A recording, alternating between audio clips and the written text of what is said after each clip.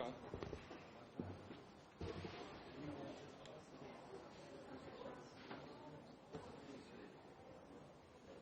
Como só chega atrasado. Ainda bem que chega. Ela passa. Ela passa? Tá bom.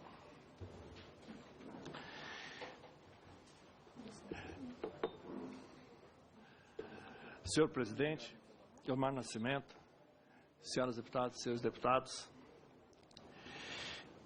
inicialmente como presidente da Abrabinks, Associação Brasileira de Bingos, Cassinos e Similares, queria agradecer a oportunidade que essa comissão está nos dando para que a gente pudesse trazer algumas observações que entendemos necessárias. A Abrabinks é a única associação que operou durante o período em que licenças existiram para a atividade de jogos no Brasil e, mesmo após o encerramento, manteve-se trabalhando no sentido de que o jogo voltasse a ser regulamentado. Que o jogo voltasse a ser regulamentado.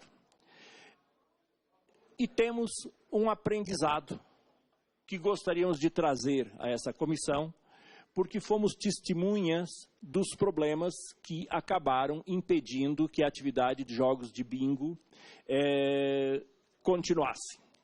E esses problemas nós detectamos que eles estão presentes na proposta até aqui pública, que é o projeto já aprovado na Comissão Terminativa do Senado. Então nós tomamos aquele documento como um documento base, sabemos que ele deve vir a essa comissão, em cima do qual vamos tecer alguns posicionamentos, buscando, sobretudo, trazer alertas que nesse momento não são o foco, mas que são cruciais para que a atividade possa ser implantada e operada. Porque da forma como está, existem alguns equívocos em relação a jogo com figuras como giro de apostas, uma receita virtual, que a nossa legislação não contempla. E se nós não tivermos cuidado de mexer com isso, nós vamos ter problemas nesse sentido. Inicialmente, nos cabe fazer uma análise de o que os países buscam quando estabelecem uma proposta de regulamentação. Por que fazê-lo? Eu precisaria. Por que fazê-lo? Ao fazê-lo, a atividade traz uma proposição de empregos formais, renda para os trabalhadores, tributos para o Estado e dinamiza uma cadeia de fornecimento. A cadeia de geração de emprego, ela pode ser vista como muito ampla. Não estamos falando só do jogo. Ao autorizarmos o jogo, nós estamos criando diversos empregos e geração de movimento econômico numa cadeia da linha de entretenimento, na área de turismo, hotéis, resorts, produtos, livros, mobiliários, máquinas, uniformes, materiais de limpeza, construção. Os senhores têm ideia do que representa construir 1000 casas de bingos e mobiliá-las? Seriam, só em bingos, 1000 mesas. Isto é, 100 mesas por bingo. Com 1000 bingos estamos falando de 100.000 mesas, cadeiras, 600.000 cadeiras. Quer dizer, o impacto da regulamentação, ela é bastante extenso. Portanto, nós temos diversos motivos que nos induzem a fazer a regulamentação. Podemos também considerar apoio ao desenvolvimento para regiões turísticas, lazer para a população urbana e retirada do jogo da pauta da contravenção. Na situação em que estamos, ao não regulamentar, o que é que nós produzimos? Nós vamos produzir descaminho, nós vamos produzir lavagem de dinheiro, corrupção, sonegação e violência. A atividade do jogo ela é intrínseca à cultura ocidental.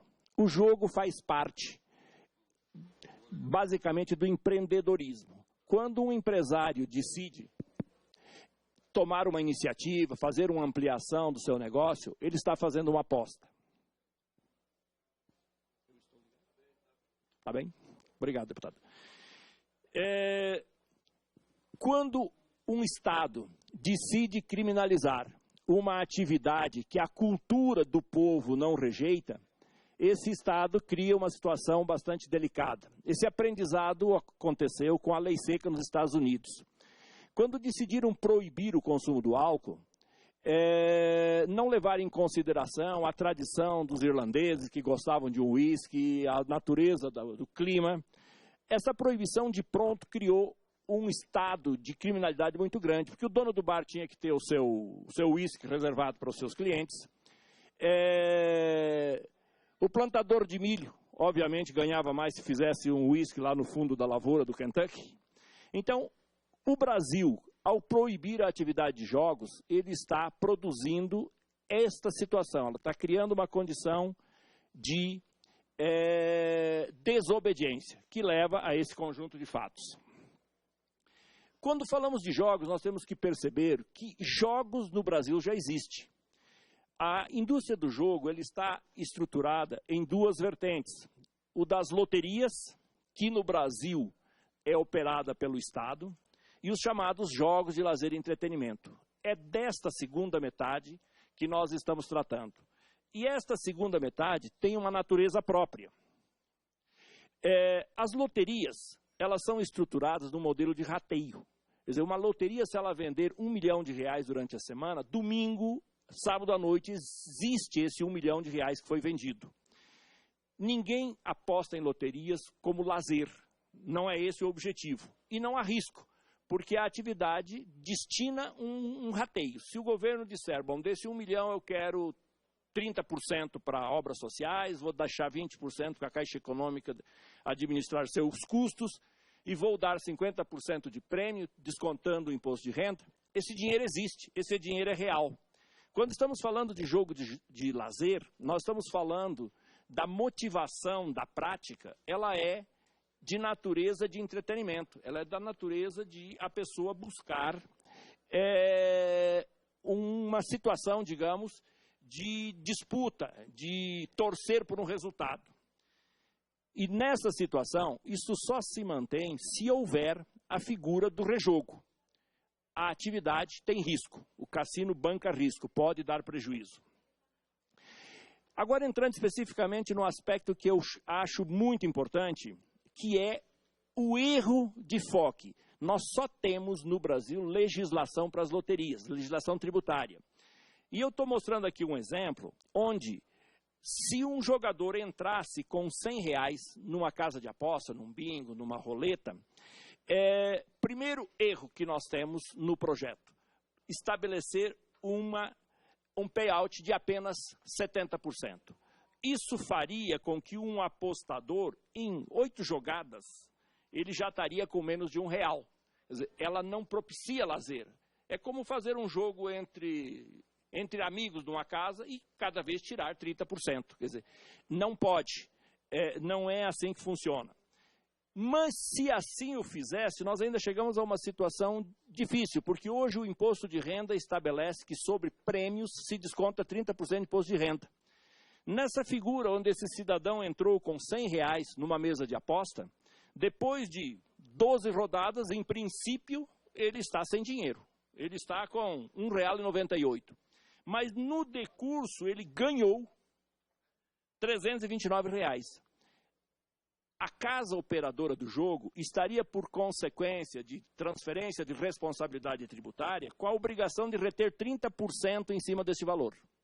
Quer dizer, ela vai pagar quase os R$100 que existia, é a expectativa de recebimento de imposto de renda. Quer dizer, então, se isso acontecer, isso é um erro fatal. Por quê? Porque não sustenta a operação de lazer. Se nós trabalhássemos com payout de 95, a gente conserta o aspecto do lazer. Quer dizer, a pessoa vai ficar mais tempo, ela vai vibrar, ela vai se manter na operação. Só que isto geraria ganhos de 1942, o que deixaria a casa com um compromisso de recolher R$582 só de imposto de renda retido na fonte pelos prêmios pagos. Quando, na verdade, o dinheiro físico que existiu foi R$100. Quer dizer, então, isso é um absurdo. Ninguém vai vir se instalar no Brasil para operar uma atividade dessa natureza. Nós temos, na legislação do regulamento do imposto de renda, alguns modelos que nos permitem sugerir que a lei que saia daqui remeta para este posicionamento, porque nós já temos no RIR, artigo 770, uma situação em que é considerado ganho. Considera-se ganho líquido o resultado positivo auferido nas operações realizadas em cada mês, admitidas a dedução dos custos e despesas incorridos, necessário à realização das operações e a compensação de perdas apuradas. Quer dizer, o jogo ele tem que ser beneficiário de uma situação similar a essa, ou o artigo 770, 761, que regulamenta mercados à vista. O ganho líquido será constituído pela diferença positiva entre o valor da alienação do ativo e seu custo de aquisição. Temos mais um modelo em que o que nós pleiteamos para a atividade de jogo estaria no artigo 767, parágrafo 2º. Os ganhos ou perdas em apuração de day trade serão apurados pelo resultado líquido auferido no dia, em operações com o mesmo ativo objeto. Numa operação de jogo, onde ganhos e perdas podem acontecer no espaço de minutos, quer dizer, é absolutamente necessário que se classifique o que é receita, o que é base de cálculo, e não o que hoje está previsto como pagamento de prêmios e como receitas. Nós estamos tratando de regulamentar a atividade de cassinos, jogos eletrônicos, videobingo, bingo, jogo de apostas online e jogo do bicho. Nós temos algumas preocupações. Jogo eletrônico, na verdade, é slot machine.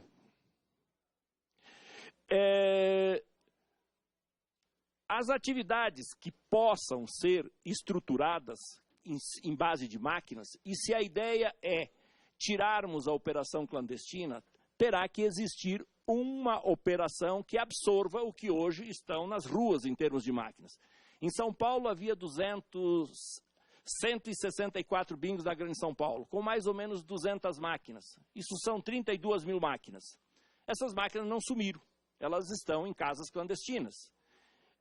Portanto, se a legislação não contemplar um aspecto em que isto possa ser trazido para o mercado formal, não essa máquina, mas digamos este modelo de operação, nós vamos ter problema. Isso pode ser feito como salas no estilo espanhol. Na Espanha, vamos encontrar salas de máquinas em diversas estruturas. Ou pode ser feito da forma italiana. Na Itália, cafeterias, bares têm 3, 4, 5 máquinas que pagam seus tributos e a Itália arrecada muito bem com isso. Nós teríamos que imaginar se vamos ter salas especiais como produto para as loterias estaduais. Teremos máquinas para sala de bingo, teremos máquinas em cassinos e máquina de videobingo. Portanto, nós podemos apresentar quais os modelos de negócios que vão nascer a partir disso. O conjunto de negócios que vão nascer pode ser visto aqui como bingo, videobingo, empresas que vão operar com apostas esportivas, possivelmente regulamentação do pôquer, jogo eletrônico, cassinos e games, jogos pela internet, jogo do bicho, máquinas de bingo, máquinas e hipódromos. Quer dizer, se nós não trabalharmos um conjunto de preocupação no disciplinamento deste conjunto de negócios, nós vamos ter sobreposições. Então, necessário se faz que haja um ordenamento e classificação das máquinas de jogo pelas suas diversas distribuições. Este regulamento, essa regulamentação, na nossa opinião, seria conveniente que ela saísse já no corpo da legislação, para que isso depois fosse obedecido na fase de regulamentação.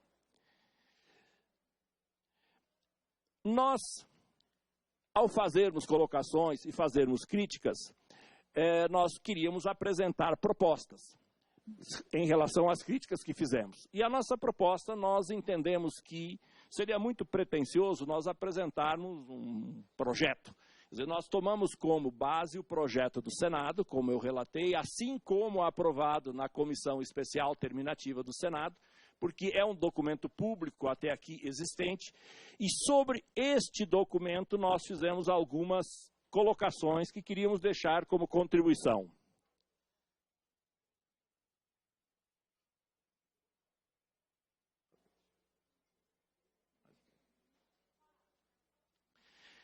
Em nossa opinião, caberia o artigo 6º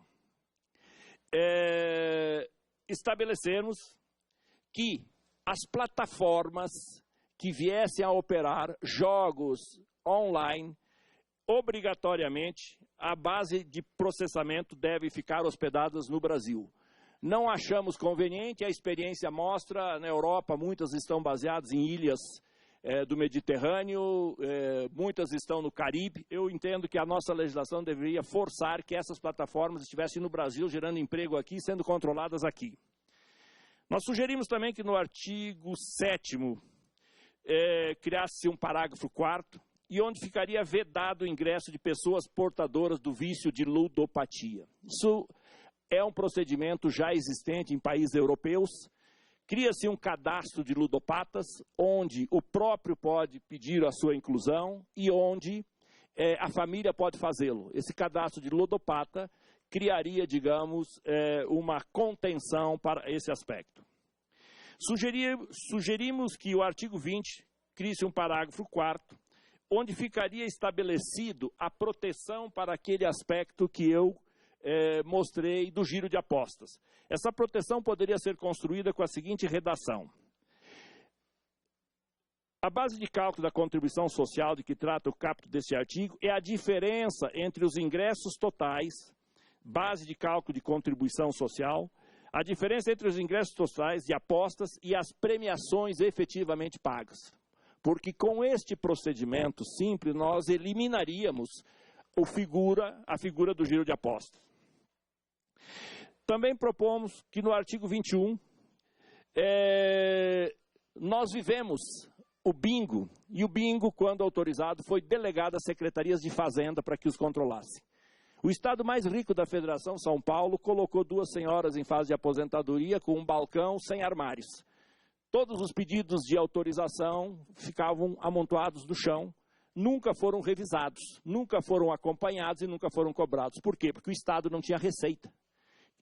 A Prefeitura ganhava ISS e a União ganhava imposto de renda. Não havia receita para o Estado. Então eu entendo que a atividade, para se sustentar, ela tem que financiar o seu custeio. Então nós introduzimos uma proposta que seria a seguinte: pela autorização para a exploração dos jogos definidos nessa lei serão cobrados bônus de outorga pelo governo. Estabelecidos em valores diferenciados regionalmente em relação à população e à renda das localidades abrangidas pela exploração. Cobrança por pontos de venda, por equipamentos de jogos e vídeos, por mesa de jogos e plataformas de jogos. Entendemos que o Estado tem o direito de fazer essa concessão com ônus, até porque o Estado está a precisar de receita, e isso, além de ter uma justificativa de sustentação, com renda para o Estado, criando renda para a fiscalização, porque sempre estamos a ouvir que é muito caro o custeio, que não vai ter recurso para fazer o custeio. Então, o custeio viria da própria atividade por cobrança de bônus de outorga. E faríamos mais. Sugerimos um artigo 22, onde se criaria uma taxa de fiscalização pelo exercício regulador do poder de polícia, também para o Estado.